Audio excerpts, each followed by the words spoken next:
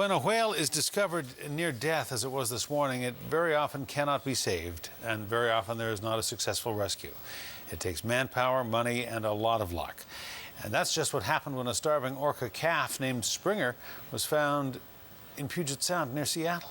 10 years later, Springer's alive and well, thriving in the waters off Vancouver Island, following a rescue that defied all odds. CTV's Andrew Johnson has the story.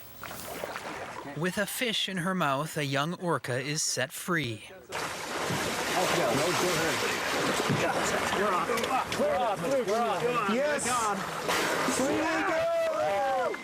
Springer swims toward her family in the Johnstone Strait near Port McNeill, the stunning conclusion to a 6-month rescue. The human problems got set aside for a few minutes, and everyone pulled together for Springer, and what a wonderful success story. Especially when you see how it started. The calf was found orphaned in Seattle Harbour, wasting away without her mother's milk, and hundreds of kilometres from home off northern Vancouver Island. She was all by herself.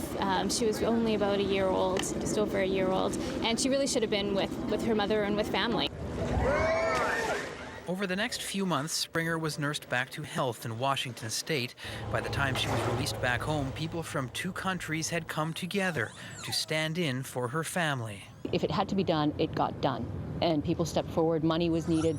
People with money came forward. Boats were needed. People with boats came forward.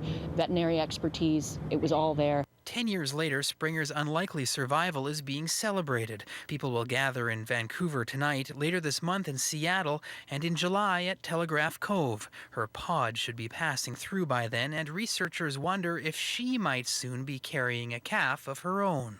She's 12 now, which is a little bit young, but not unusual, not that unusual for a female orca. So it's we're in a way sort of sitting around year by year, wondering when it's going to happen. People all over the world got caught up in the heartwarming story of Springer's rescue. We asked Anna Hall what it is about these mammals people find so irresistible. She says first it's their astounding size. A blue whale's heart, for example, is the same size as a Volkswagen Beetle. Second, she says, it's their intelligence. They've got these huge brains, and what are they doing with them? And in terms of killer whales, the fact that they live with their families their entire lives. And Springer will always have a second family that lives on land. Andrew Johnson, CTV News.